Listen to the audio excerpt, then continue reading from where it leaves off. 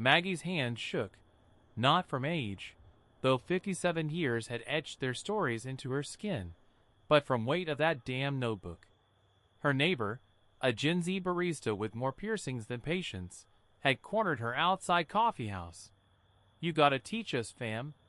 Those owls don't trust anyone but you." Seattle's drizzle blurred pressed leaves tucked between pages, each one a silent witness to winters arriving later, nests emptying sooner. She'd tracked these shifts for years. A secret rebellion against ache in Maggie's hand shook, not from age, though 57 years had etched their quiet reminders, but from weight of knowing. Climate dread had curled inside her like a stubborn vine, its roots threading through sleepless nights. She'd spent decades teaching third graders about monarch migrations, only to watch their numbers thin like old sweater threads.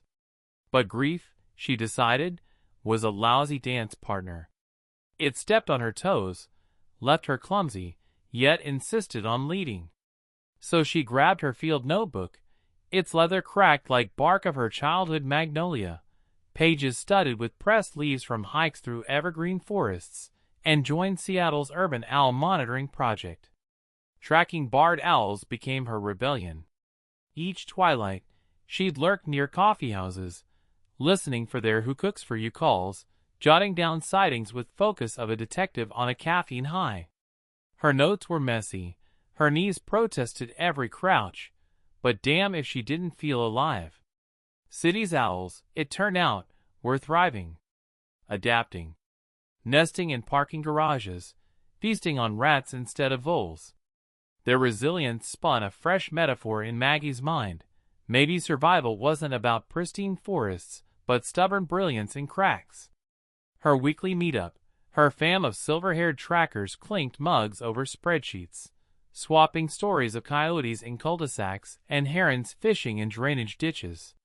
Laughter cut through gloom, like sunshine through northwest drizzle. One evening, she found an owl pellet beneath a street lamp, dissected it with her car keys. Mouse bones, a beetle wing, proof of life persisting, rewriting its own rules. Maggie tucked a feather into her notebook, next to a brittle magnolia leaf from her mother's garden. Past and present pressed together, quiet witnesses to her own. Maggie's hand shook, not from age, though 57 years had taught her fingers a thing or two about patience. This tremor was different. A cocktail of grief and caffeine, maybe, after one too many dark roasts her usual spot near Pike Place. She'd come to watch birds, not tally losses. But there it was, her field notebook, stuffed with pressed leaves from hikes in evergreen state forests, now doubling as a ledger of disappearances. Fewer juncos. No more flickers nesting in maple out back.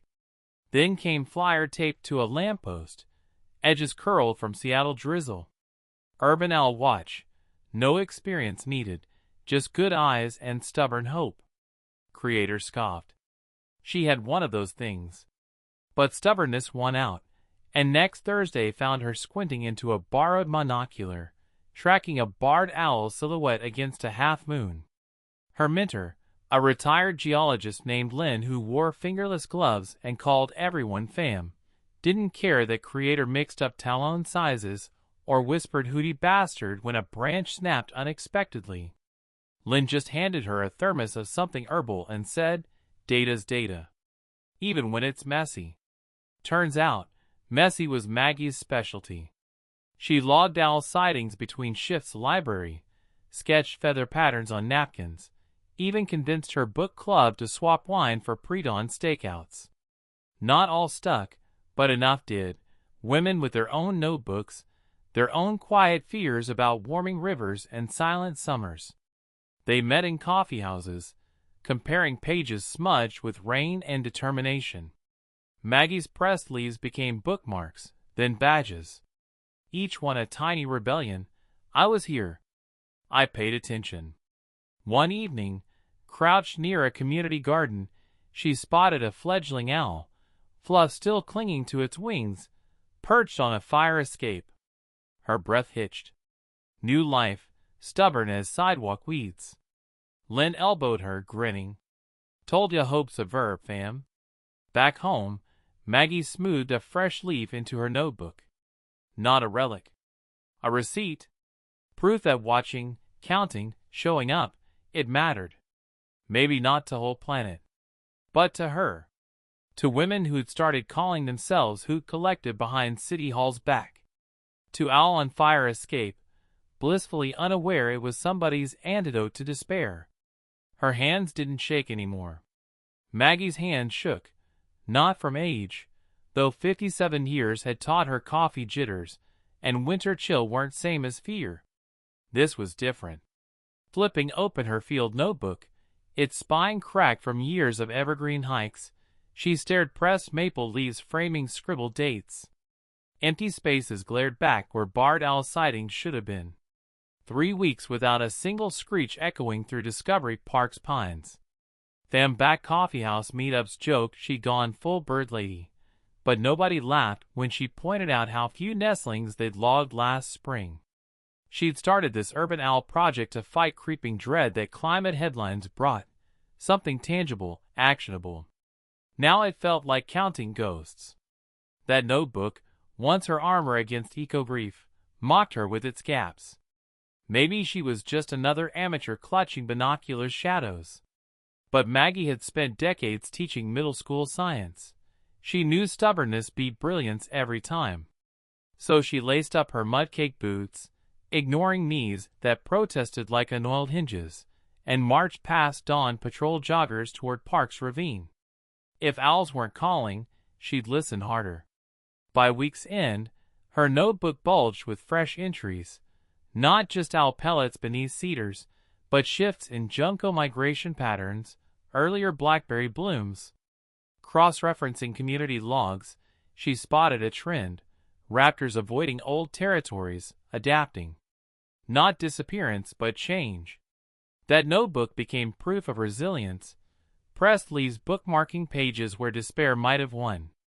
Next meetup, she slid it across table toward a newbie gripping her latte too tight.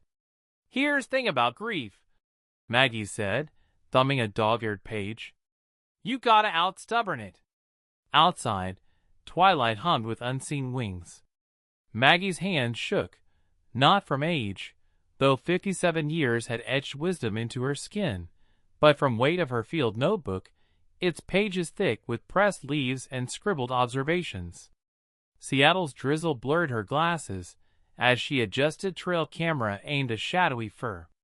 Urban owls didn't care about human despair, but their shifting patterns whispered secrets about a changing world. Eco-grief had gnawed her for months, until she turned stalker, for science. Her bold move? A coffeehouse meetup flyer slapped onto community boards citywide. Owl prowlers wanted. No experience, just curiosity. Skeptics scoffed. One guy in a Seahawks cap muttered about granola nonsense until she slid her notebook across table, flipping to a page where a barred owl's feather rested beside a date, 2 winters earlier, when snow still clung to evergreen hikes.